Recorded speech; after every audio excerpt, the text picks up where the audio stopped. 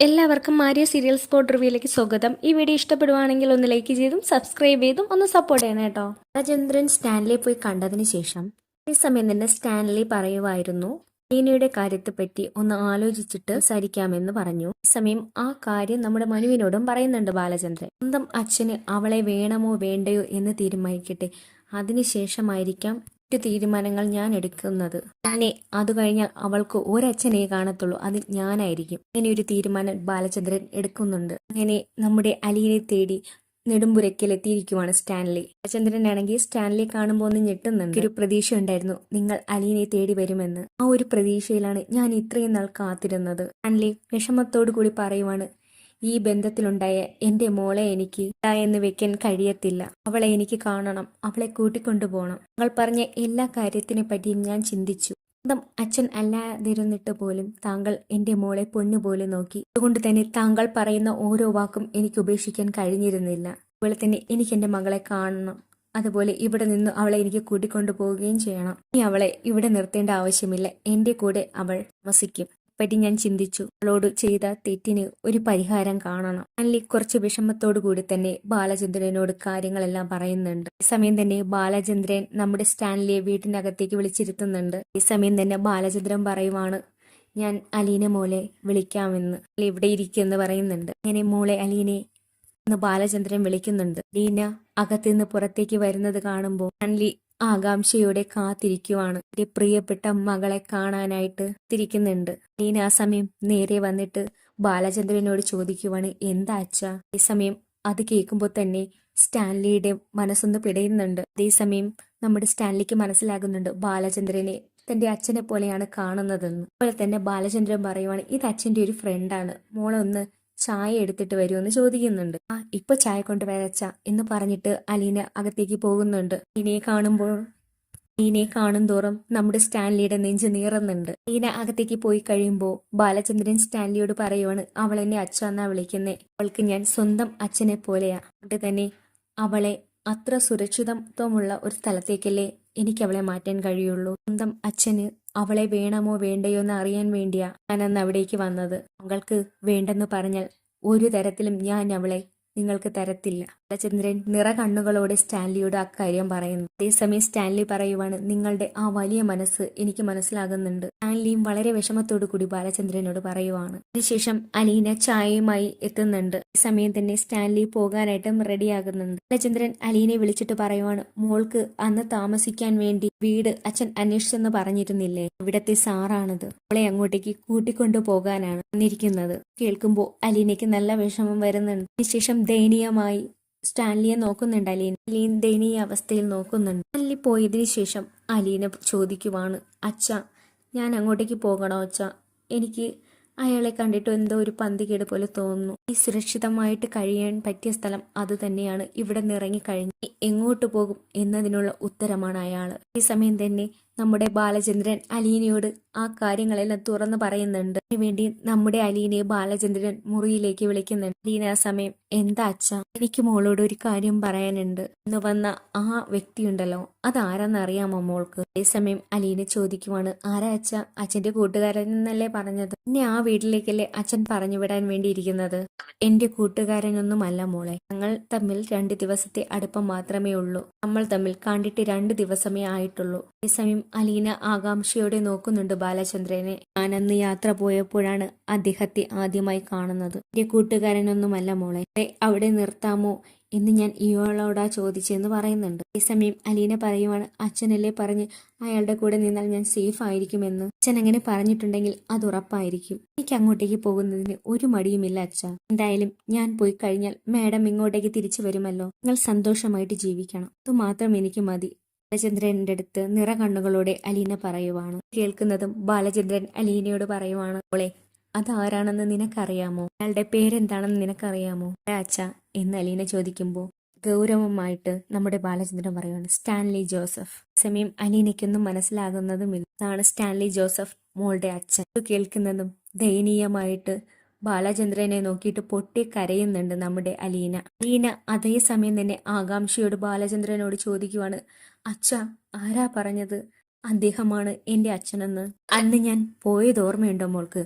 ഞാൻ ഇവിടെ നിന്ന് നേരെ പോയത് ഗംഗാധരൻ അങ്കിളിന്റെ അടുത്തേക്കാണ്. ഇവിടെ ചെന്നിട്ട് മോളുടെ അച്ഛന്റെ ഡീറ്റെയിൽസ് എല്ലാം എടുത്തു. അതിനുശേഷം ഞങ്ങൾ പുനലൂരിലെത്തി. ഇവിടുന്ന് അവര് തറവാട്ട് വീട്ടിലും പുഴയിലേക്ക് അച്ഛന്റെ വീട്ടിലേക്കുള്ള അഡ്രസ്സ് കണ്ടെടുത്തു. അതിനുശേഷം ഞാൻ അദ്ദേഹത്തെ അവിടെ ചെന്നു കണ്ടു. കാര്യങ്ങളെല്ലാം ഞാൻ അയാളെ പറഞ്ഞു മനസ്സിലാക്കി. ബാലചന്ദ്രൻ പറയുന്നത് കേട്ട് വിങ്ങി പൊട്ടുന്നുണ്ട് നമ്മുടെ അലീന. അലീന നല്ല വിഷമത്തോടു കൂടി തന്നെ കരയുന്നുണ്ട്. ആ സമയം ബാലചന്ദ്രൻ വിശ്വസിപ്പിക്കുന്നുണ്ട്. മോൾ എന്തിനാ കരയുന്നത്? മോളുടെ അച്ഛനെയല്ലേ കണ്ടത്? മോളുടെ അച്ഛനെ കണ്ടെത്തിയില്ലേ? മോൾ എന്തിനാ ഇങ്ങനെ വിഷമിക്കുന്നത് എന്ന് ബാലചന്ദ്രൻ ചോദിക്കുന്നു. ഈ സമയം ബാലചന്ദ്രൻ പറയുവാണ്, അയാൾക്കറിയത്തില്ലായിരുന്നു ഇങ്ങനെയൊരു മോൾ ജീവിച്ചിരിപ്പുണ്ടെന്ന്.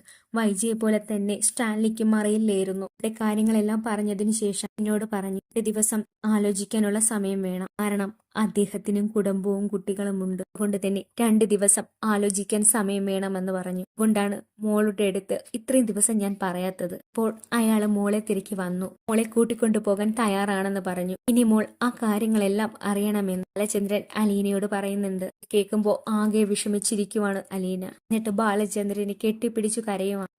അച്ഛ എന്തിനാ എനിക്ക് വേണ്ടി ഇത്രയും കഷ്ടപ്പെടുന്നത്? ബാലചന്ദ്രനെ കെട്ടിപ്പിടിച്ചുകൊണ്ട് പൊട്ടിക്കരയുവാണ് അലീന. നീ എന്നെ അച്ഛനായിട്ടല്ലേ കണ്ടത്? അതുകൊണ്ട് തന്നെ ഞാൻ നിന്നെ ഒരു മകളായിട്ടാ കണ്ടത്. അങ്ങനെ മകളെ ഇവിടെ നിന്ന് ഇറക്കി വിടുമ്പോൾ അവൾക്ക് സുരക്ഷിതമായി താമസിക്കാൻ വേണ്ടിയുള്ള ഒരിടം തന്നെ കണ്ടെത്തണ്ടേ? ഇപ്പോ എനിക്ക് തോന്നിയത് നിനക്ക് ഏറ്റവും സുരക്ഷിതമായ സ്ഥലം ഇവിടെയാണെന്ന് എനിക്ക് തോന്നിയത്. അതുകൊണ്ട് തന്നെയാ നിന്റെ അച്ഛനെ ഞാൻ തേടിപ്പിടിച്ചത്. മത്തോടു കൂടി തന്നെ ബാലചന്ദ്രനും പറയുന്നുണ്ട്. അങ്ങനെ അലീന ആ വീടിന്റെ പടിയിറങ്ങാൻ പോകുന്നുണ്ട്. ഇതിനു മുൻപ് അലീന പറഞ്ഞ ഒരേ ഒരു കാര്യം, ജയന്തിയെ ഒരിക്കൽ കൂടി കാണണം. ബാലചന്ദ്രനോട് പറയുവാണ് ഒന്നും കൂടി വൈജിയെ കാണണമെന്ന്. അതേസമയം ബാലചന്ദ്രൻ അതിന് സമ്മതിക്കുകയും ചെയ്യുന്നു. അങ്ങനെ എല്ലാവരോടും യാത്ര പറഞ്ഞ് ലീന ആ വീട്ടിൽ നിന്ന് ഇറങ്ങുവാണ്. ബാലചന്ദ്രനാണെങ്കിൽ അതൊട്ടും തന്നെ സഹിക്കാൻ കഴിഞ്ഞിരുന്നില്ല. ലീന തന്നെ വിട്ടു പോകുന്ന കാര്യം ഒട്ടും തന്നെ ചിന്തിക്കാനേ കഴിഞ്ഞിരുന്നില്ല. പക്ഷേ ഇവിടുത്തെ സാഹചര്യത്തിൽ ലീന പോകും എന്നുള്ളത് ഉറപ്പുള്ള കാര്യമാണ്. ഘടകങ്ങളെല്ലാം ഉള്ളിലൊതുക്കി അലീന പടിയിറങ്ങുന്നുണ്ട്. ലീന ബബിതയോടും കൃഷ്ണമോളോടും രോഹിത്തിനോടും യാത്ര പറയുന്നുണ്ട്. ഇതോട് പറയുവാണ്, മോളെ ഞാനില്ലാത്ത കുറവ് ഈ വീട്ടിൽ വരുത്തരുത്. നീ എല്ലാം കണ്ടുമറിഞ്ഞും ഈ വീട്ടിലെ കാര്യങ്ങൾ ചെയ്യണമെന്ന് ബബിതയെ ഉപദേശിക്കുന്നുണ്ട് അലീന. അതേസമയം ബബിത ഓടിപ്പോയി കിച്ചണിൽ നിന്ന് പൊട്ടിക്കരയുന്നുണ്ട്. ബബിതയ്ക്കാണെങ്കിൽ അലീന പോകുന്നത് ഒട്ടും തന്നെ സഹിക്കാൻ ഉള്ളണിയില്ല. കൃഷ്ണമോളും അതേ അവസ്ഥയിൽ തന്നെയാണ്. രോഹിത്തിനോ ചേച്ചി പോകുന്ന വിഷമത്തിലാണ് രോഹിത്ത്. അങ്ങനെ അലീന ആ വീട്ടിൽ നിന്നിറങ്ങി നേരെ കൊല്ലപ്പള്ളിയിലേക്ക് വരുവാണ്. കൊല്ലപ്പള്ളിയിൽ വന്നിട്ട് ഉടൻ തന്നെ മുത്തശ്ശിയെ കാണുന്നുണ്ട്. മുത്തശ്ശിയാണെങ്കിൽ അലീനയോട് ക്ഷമ ചോദിക്കുന്നുണ്ട്. മോളെ, നമ്മൾ അറിഞ്ഞോ അറിയാതെയോ മോളോട് എന്തെങ്കിലും തെറ്റ് ചെയ്തിട്ടുണ്ടെങ്കിൽ മോള് പോർക്കണം എന്ന് പറയുന്നുണ്ട്. മുത്തശ്ശി പൊട്ടിക്കരയുവാണ്. അതേസമയം അലീന പറയുവാണ്, ഞാൻ ഇവിടെ നിന്ന് പോകുവാ മുത്തശ്ശി. വൈജയന്തി മേഡം തിരിച്ചു വരാൻ വേണ്ടി ഇതല്ലാതെ വേറെ വഴിയൊന്നുമില്ല, വേറെ മാർഗമില്ലെന്ന് പറഞ്ഞിട്ടാണ് അവിടെ നിന്നിറങ്ങുന്നത്. മുത്തശ്ശിക്ക് അതേസമയം ഭയങ്കര സങ്കടമാണ്. അലീന കൊച്ചുമകളാണെന്ന് അറിയാലോ, അതുകൊണ്ട് തന്നെ ഭയങ്കര സങ്കടമാണ്. അതേസമയം തന്നെ നേരെ കാണാൻ പോകുന്നത് വൈജയാണ്. വൈജയുടെ ഡോറ് തുറക്കുമ്പോൾ കാണുന്നത് അലീനയാണ്. ആ, നീയോ? നീ ഇതുവരെയായിട്ടും പോയില്ലേ? നിന്നെ ഒന്ന് കാണാനിരിക്കുവായിരുന്നു എടി ഞാൻ എന്ന് വൈജയന്തി പറയുവാണ്. അലീന അതേസമയം പറയുവാണ്, ഞാൻ അവിടെ നിന്ന് പോകുവാണ്, ഞാൻ അവിടെ നിൽക്കുന്നില്ല. ഈ സമയം നിന്നെ വൈജയന്തി പറയുവാണ്, നിന്നെ ഒന്ന് കാണാനാടി ഞാൻ ഇരുന്നത്. ഇത്രയും നാൾ കള്ളക്കഥകൾ പറഞ്ഞ് ബാലചന്ദ്രന്റെ കൂടെ അവിടെ അങ്ങ് താമസിച്ചു. ആർക്കും ഒരു സംശയവും തോന്നാതിരിക്കാൻ വേണ്ടി രണ്ടുപേരും കൂടെ ആലോചിച്ചെടുത്ത കള്ളക്കഥ അതെനിക്ക് അങ്ങ് ഇഷ്ടപ്പെട്ടു.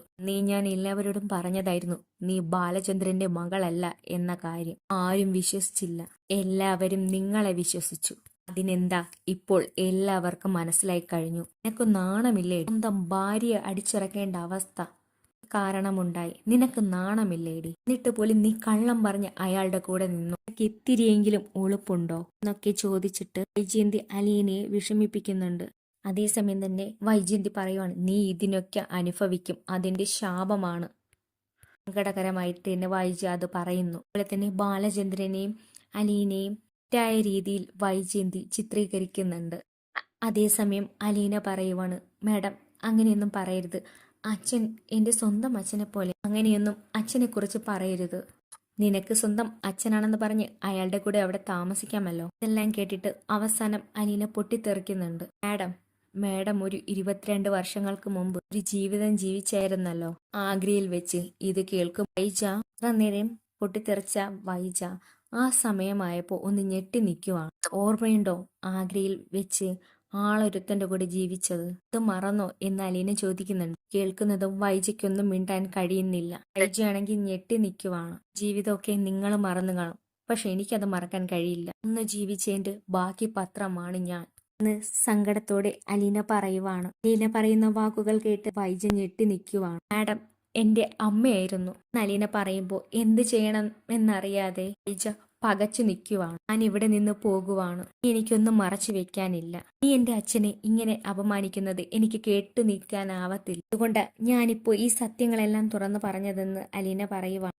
ഞാൻ ഇനി ഇവിടെ നിൽക്കുന്നില്ല. ഞാനിവിടെ നിൽക്കുന്നതല്ലേ മേഡത്തിന് ഏറ്റവും വലിയ പ്രശ്നം. ഞാൻ പോകുവാണ് എന്ന് പറഞ്ഞ് വൈജയോട് യാത്ര പറയുന്നു. വൈജയ്ക്കാണെങ്കിൽ ഒന്നും മിണ്ടാനാകാതെ സങ്കടവും വിഷമവും എല്ലാം ഒന്നിച്ചു വരുന്നുണ്ട്. അങ്ങനെ അലീന അവിടെ നിന്ന് ഇറങ്ങി വരുന്നത് മനുവിന്റെ അടുത്തേക്കാണ്. മനുവിനോടും യാത്ര പറയുന്നുണ്ട്. മനുവാണെങ്കിൽ ഒന്നും മിണ്ടാതെ ഇരിക്കുവാണ്. അങ്ങനെ അലീന വൈജയോട് പൊട്ടിത്തെറിച്ച് പടിയിറങ്ങുന്നുണ്ട്. അലീന പറഞ്ഞ ഓരോ വാക്കും ചങ്കിൽ കൊള്ളുന്നതാണ്. ഇതൊക്കെ ആലോചിച്ച് വൈജ നിൽക്കുവാണ്. അലീന സ്റ്റാൻലിയോടൊപ്പമാണ് പോകുന്നത്. അതൊക്കെ വരുന്ന എപ്പിസോഡിൽ കാണാം. ഈ വീഡിയോ ഇഷ്ടപ്പെടുവാണെങ്കിൽ ഒന്ന് ലൈക്ക് ചെയ്തും സബ്സ്ക്രൈബ് ചെയ്തും ഒന്ന് സപ്പോർട്ട് ചെയ്യണം കേട്ടോ.